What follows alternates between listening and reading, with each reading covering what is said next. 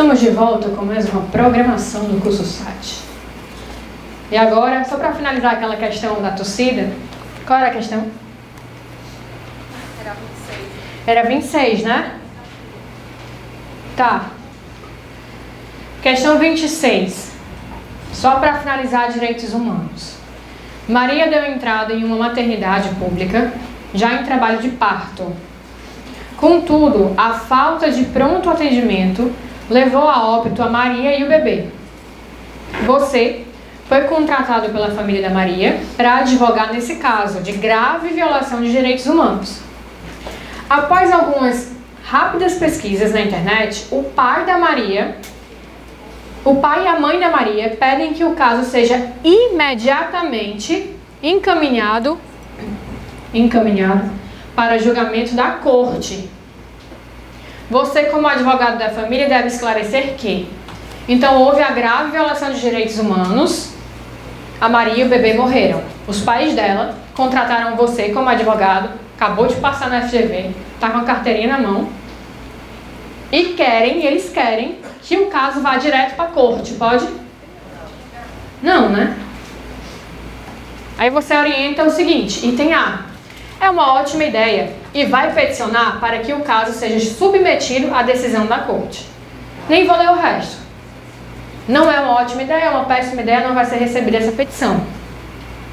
Item B, apesar de ser uma boa ideia, é necessário aguardar que hajam sido interpostos e esgotados os recursos da jurisdição interna. Não, porque não vai direto para a corte, né? Item C. Não é possível a família encaminhar o caso à corte, pois somente os estados partes da Convenção Interamericana e a comissão têm o direito de submeter um caso à decisão da corte. Nosso item correto, certo? Então, na comissão, há a possibilidade de qualquer pessoa peticionar, peticionamento individual, mas na corte, só o estado e a comissão, tá certo? Item C aqui. Ok.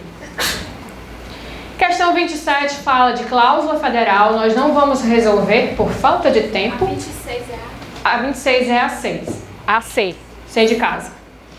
A questão 27 fala de cláusula federal. O que ela quer falar aqui?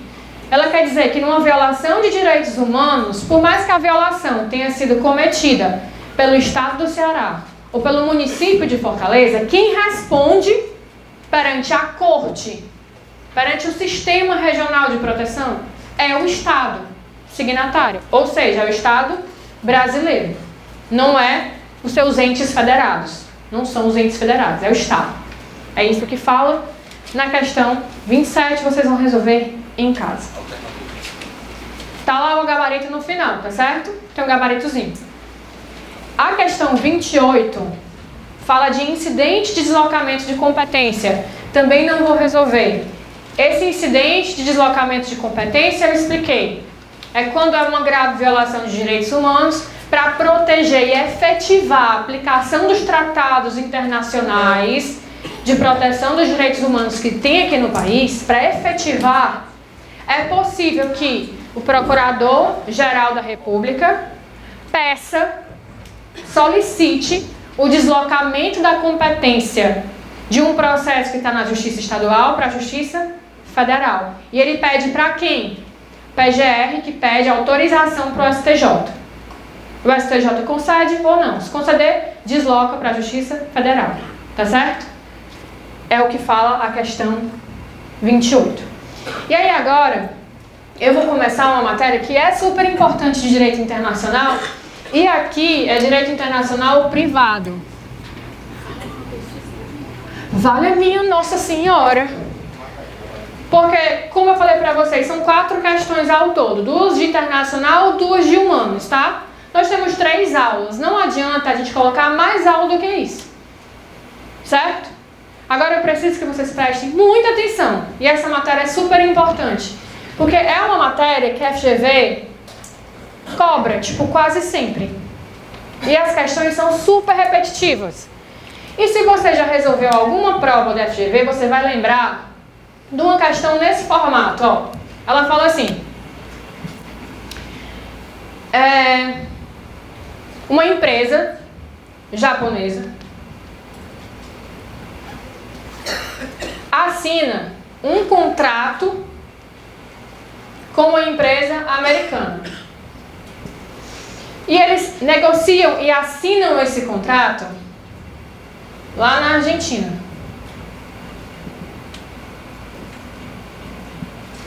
Ai, meu Deus do céu. O contrato estabelecia uma cláusula de execução no Brasil. Só que a cláusula de foro do contrato é no Chile. Vale minha Nossa Senhora. Já viram questão desse tipo? Já, né? Porque é assim, não é difícil. Porque a gente vai aprender as regrinhas para poder aplicar num caso como esse. Então, recapitulando o exemplo, para que quando eu for explicando a gente vá retomando o exemplo. Uma empresa japonesa firma um contrato, eles estavam numa feira de negócios lá na Argentina, certo? Várias empresas. Aí a empresa japonesa e a empresa americana resolvem firmar um contrato lá na Argentina, na feira. Então eles assinam esse contrato na Argentina. O contrato era para poder construir um resort aqui no estado do Ceará, no litoral do estado do Ceará, certo? Portanto, esse contrato firmado entre o Japão e os Estados Unidos, firmado na Argentina, tem como execução a construção do resort aonde? No Brasil. Então a execução é no Brasil. Só que este contrato, lá no final, tem assim, ó, cláusula de foro. Cláusula de quê? De foro. Foro. Os contratos que a gente assina no nosso dia a dia, normalmente tem cláusula de foro. Qualquer conflito existente entre as partes vai ser dirimido, no caso deste contrato, no Chile. Vale minha Nossa Senhora. Tá? Então a gente vai ter que entender, primeiro, diferenciar o que é competência da jurisdição, ou seja, competência para o judiciário daquele país processar e julgar. Isso é um ponto. E o outro ponto é a lei material que vai ser aplicada ao caso. Porque uma coisa é a competência do juiz. Pode existir caso em que o juiz de um país tem que aplicar a lei de outro país. E é isso que a gente vai aprender agora. Então, por favor, atenção. Tomar até uma águazinha aqui. Tô com medo da tossideira.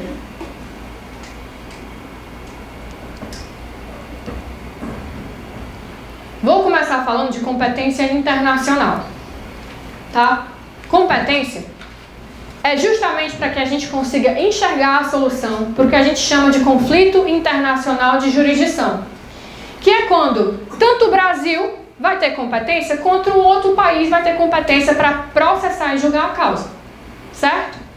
E eu vou começar, essas regras aqui, elas estão na Lei de Introdução às Normas do Direito Brasileiro, na LINDB, e estão no Código de Processo Civil. Portanto, competência concorrente, quando tanto o Brasil quanto o outro país vai ter competência. E aí o que primeiro fixar é o que continua com a causa, tá? Competência concorrente é quando aconteceu o fato de uma ação contra um réu domiciliado no Brasil. Então imagina que o cara cometeu uma infração, ou enfim, o contrato que ele assinou foi em outro lugar, em outro país, só que ele é domiciliado no Brasil. A justiça brasileira, ela é competente para poder processar e julgar a causa por conta do domicílio do réu, certo?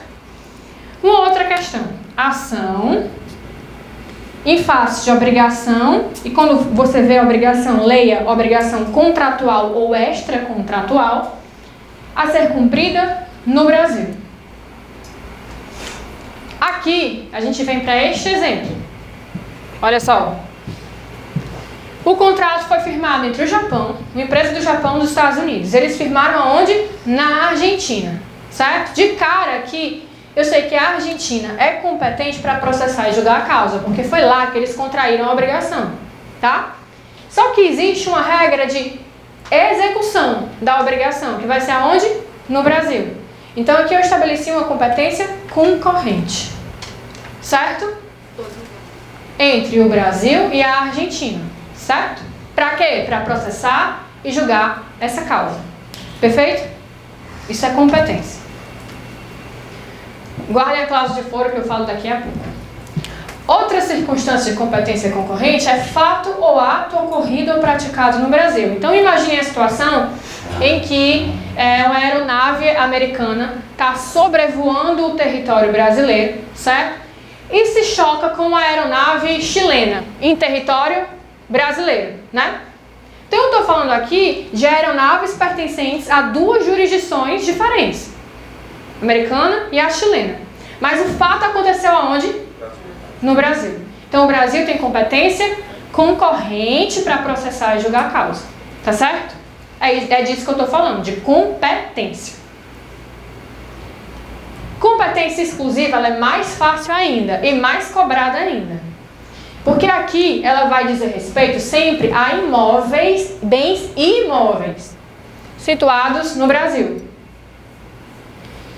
Ação relativa a bem imóvel situado no Brasil, só o juiz brasileiro que pode processar e julgar a causa. Tem mais.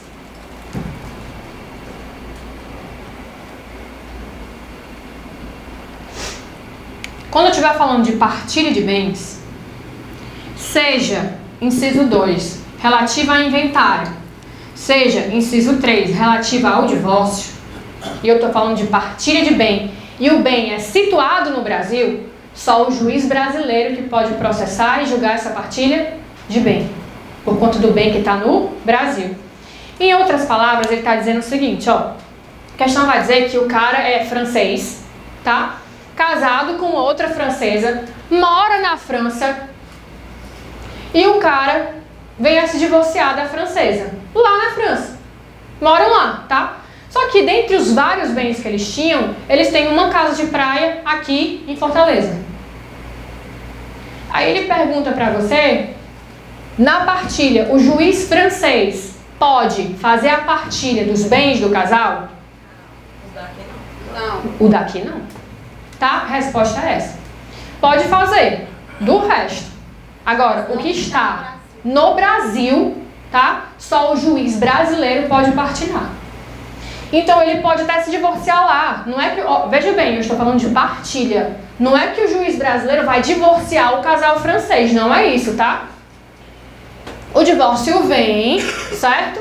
E o que dá de entrada aqui é só a partilha relativa ao bem que está no Brasil. É só a partilha do bem.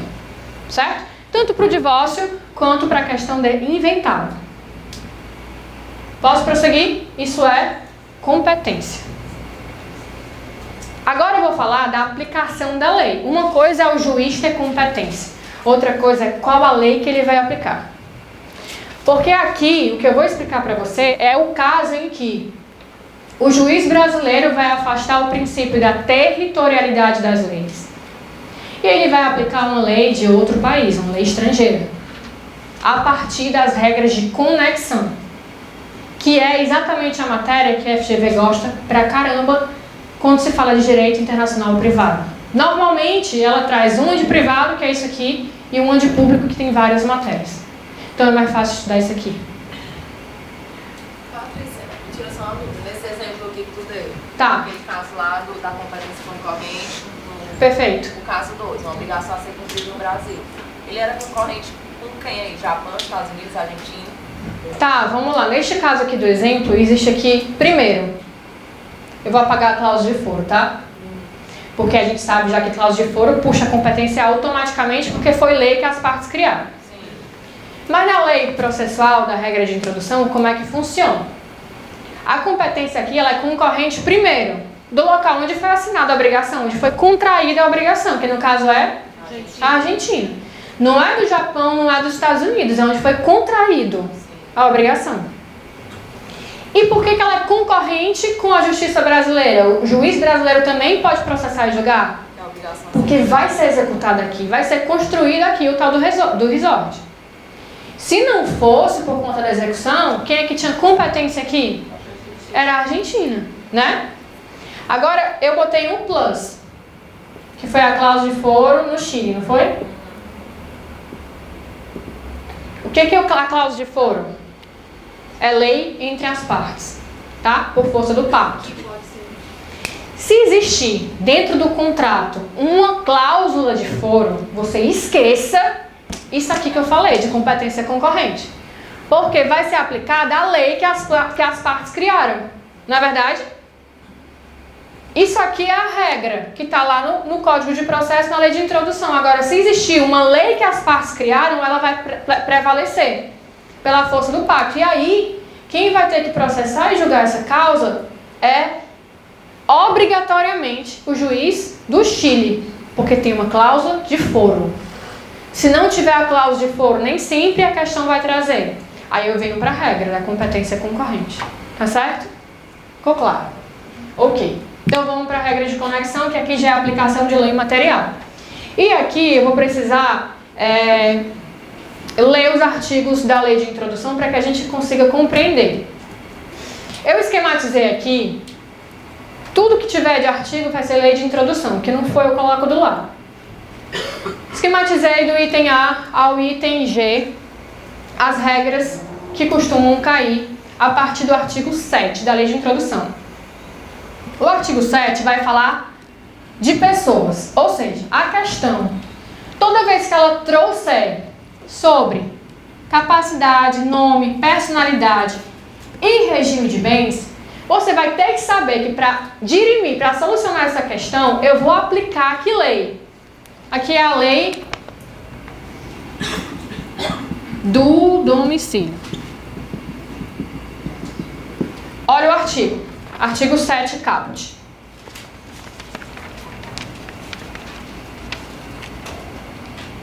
A lei do país em que domiciliada a pessoa determina as regras sobre o começo e o fim da personalidade, o nome, a capacidade e os direitos de família. Vamos por exemplo.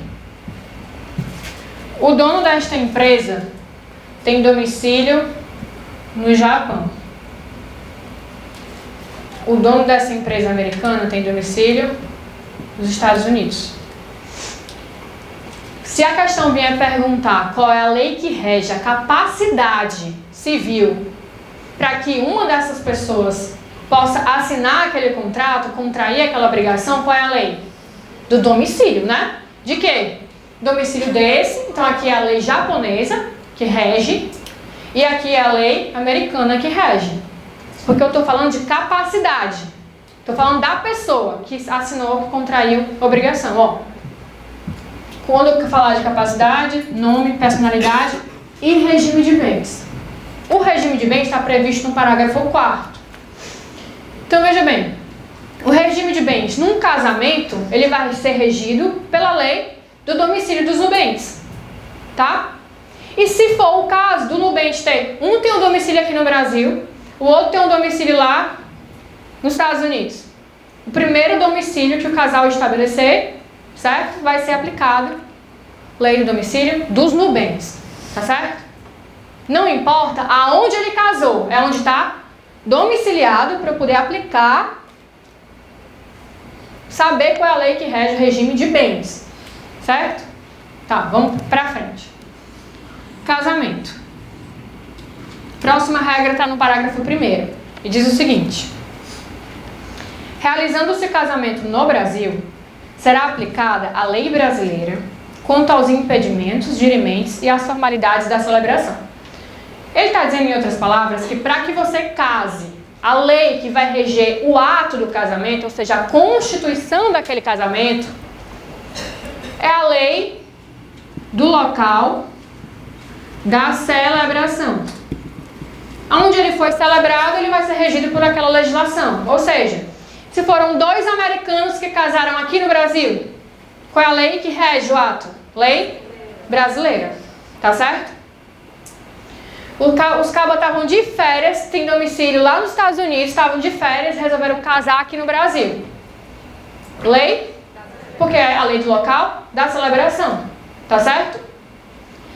Pois bem, ele fala aqui do ato constitutivo do casamento, que aqui para o Brasil é aquele processo de habilitação matrimonial para que você consiga vir a casar, certo? Então é regido o ato para que se formalize pela lei brasileira.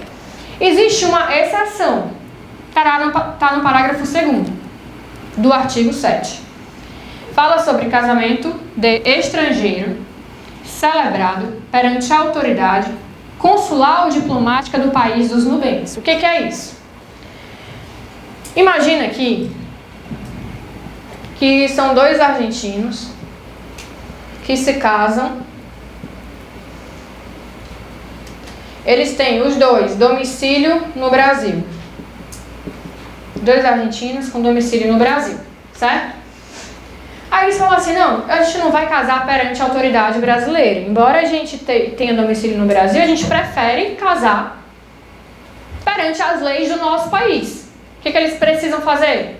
Vai na autoridade consular ou diplomática do país deles que está aqui no Brasil. Vai lá no consulado, certo? Aí se casa. Qual é a lei que vai ser aplicada? É a lei do país deles, não é isso? Porque se casaram perante a autoridade diplomática ou consular do seu país.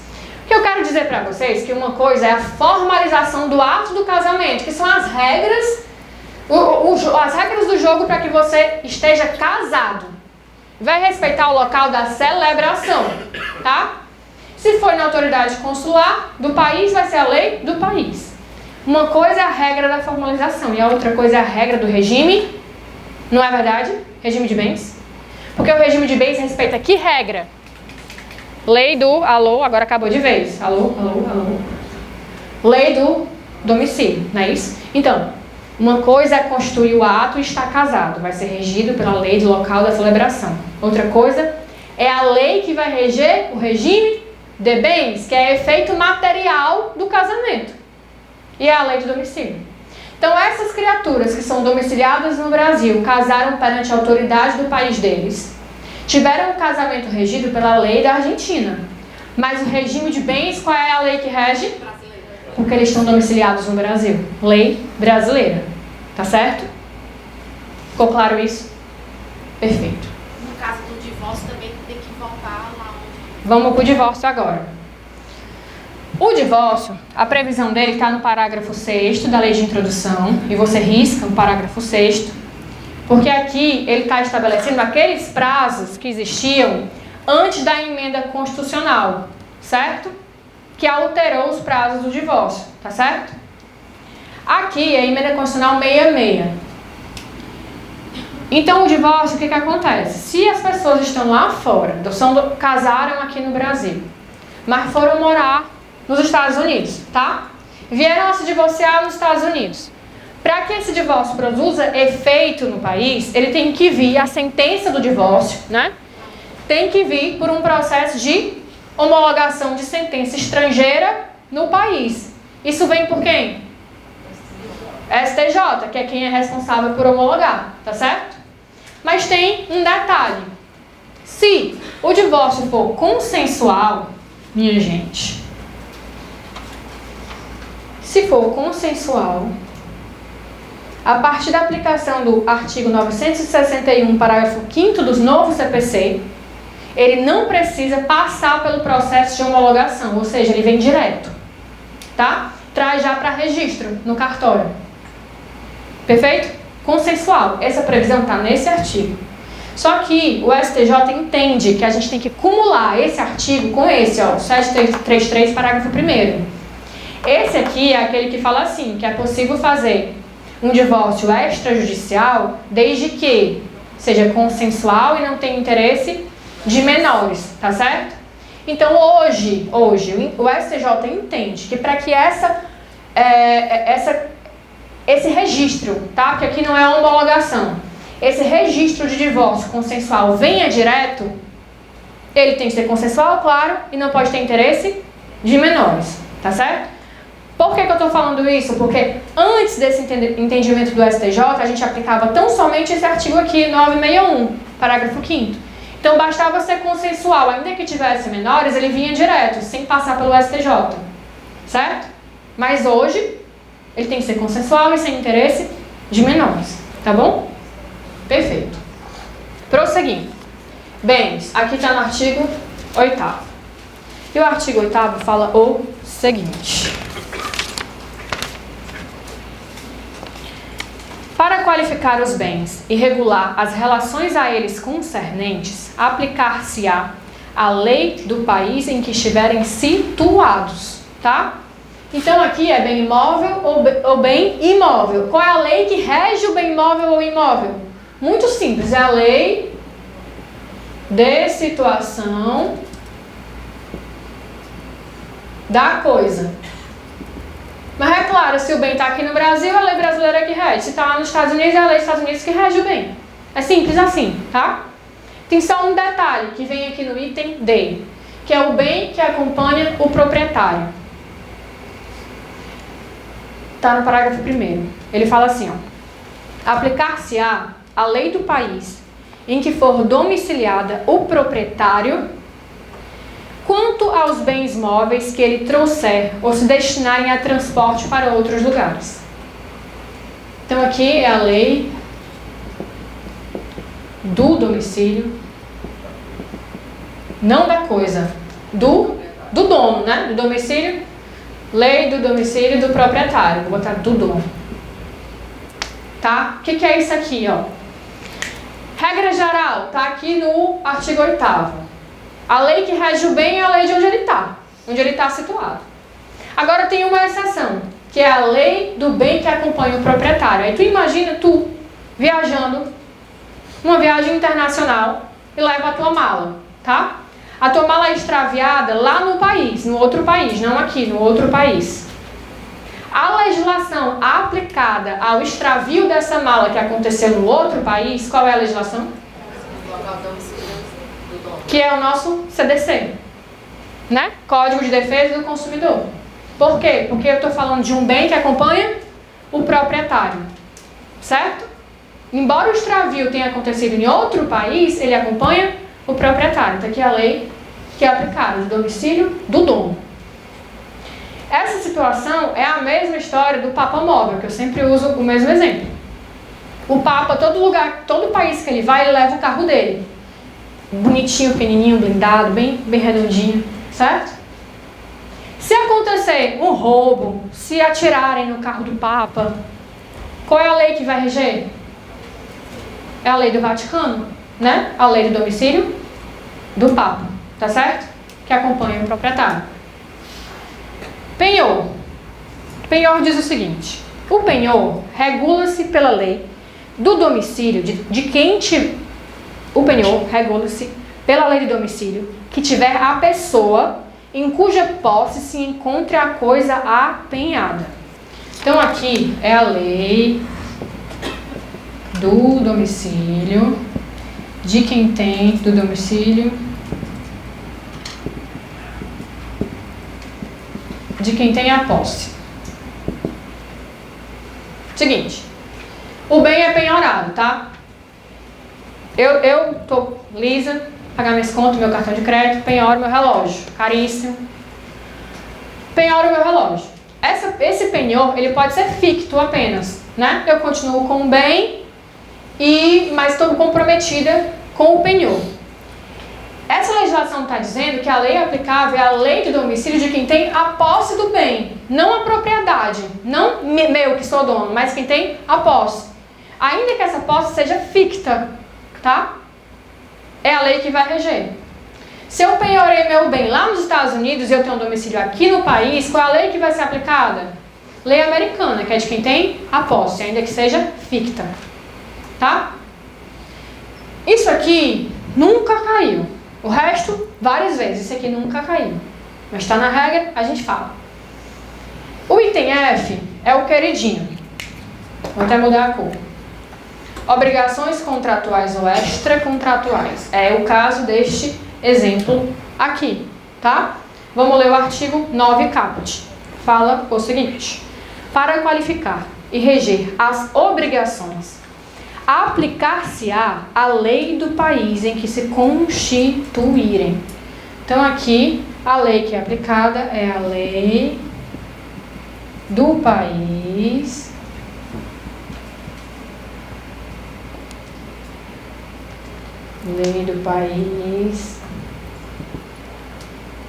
em que se constituírem. Então, volta para o exemplo aqui do Japão. O contrato foi firmado entre uma empresa japonesa e uma empresa americana. e eles firmaram um contrato na Argentina. Qual é a legislação que rege esse contrato? Falem. Da Argentina, que foi onde foi constituída a obrigação. Aqui eu estou falando de aplicação da lei material, tá? Diferente de competência para processar e julgar. Então, no caso desse exemplo que eu dei para vocês, tá? Quem aqui, neste exemplo, vai ser competente para processar e julgar qualquer conflito? No exemplo? Falem com muita certeza. O Chile, por quê? Cláusula de foro, não é isso? Então, o juiz chileno, o Chile, ele vai aplicar que legislação? É a lei do Chile? Qual é a lei? Da Argentina, não é não? Não é não? Por quê? Uma coisa é a competência, outra coisa é onde foi? Porque aqui é a lei material que vai ser aplicada ao caso, tá certo? Então, toda vez que eu falar de uma obrigação contratual ou extra, a lei que vai reger é a lei do país em que ela foi constituída, tá certo? E aí... Se não tiver a cláusula de foro, né? Aqui é o seguinte, ó. Como tem cláusulas de foro, quem tem competência para processar e julgar é o Chile, na verdade? Perfeito. Mas qual é a lei que aplica? Na Ok. Argentina não foi firmado. Aí vamos supor que não tenha cláusula de foro, né? Quem é que tem a competência para processar e julgar? A Argentina. E quem mais, minha gente? E o Brasil. Não é concorrente? Por que é concorrente? Porque tem uma regra de execução, né? Vai ser construído um resort aqui no Brasil, lembra? Então a competência é concorrente, de onde foi firmado e do local da execução. Então quem é que vai? É o que primeiro fixar a competência. Ah, a causa foi, o processo foi ingressado primeiro na Argentina. Então é a Argentina que vai processar e julgar e vai aplicar a lei argentina. O processo foi ingressado primeiro no Brasil. Brasil processa e julga, mas aplica a lei? Perfeito, né? Agora vamos ver a regra da execução, e aqui eu falo para a aplicação da lei material. Está no parágrafo 1º. Vamos ler o parágrafo 1º. Destinando-se a obrigação a ser executada no Brasil e dependendo de forma essencial, será essa observada, admitidas as peculiaridades da lei estrangeira quanto aos requisitos extrínsecos do ato. Este parágrafo 1º está dizendo assim: toda vez que tiver uma regra de execução que vai ser feita aqui no Brasil, ou seja, a execução do contrato se dará no Brasil, a tal da construção do resort, tá? Eu vou ter que observar as leis brasileiras em relação ao quê? Ao quê? Ao ato da execução, não é não? Olha, isso é lógico. Por quê? Para poder construir um resort, tu não tem que obedecer lei brasileira, não? Tu tem que tirar o alvará na prefeitura, tem que respeitar as leis ambientais, tem que respeitar o recuo do mar, o índice de construção, certo? Um monte de coisa. Isso é lei o quê? Brasileira, né? Então, esse artigo diz que em relação à execução, aos atos da execução, eu vou obviamente ter que respeitar a lei brasileira. O contrato, ele é regido por que legislação? Neste exemplo, lei argentina. Continua sendo regido pela lei argentina, isso não vai mudar. Mas em relação à execução, aos atos da execução, é a lei? É lógico, isso é lógico, tá certo? Então vamos lá. Ficou claro isso aqui, né? E o último é a cláusula de foro que eu já expliquei. Que lembrem, cláusula de foro não é aplicação de lei material, é só de competência. Então se existe um foro, certo? Você só sabe que pelo foro aquele juiz vai ser competente para processar e julgar. Agora, a aplicação da lei material não necessariamente vai ser a do foro. Só vai ser se a obrigação tiver sido contraída naquele local. Tá certo? Tá, finalizando isso aqui, eu vou só para a última, para a gente resolver as questões, que é em relação à sucessão.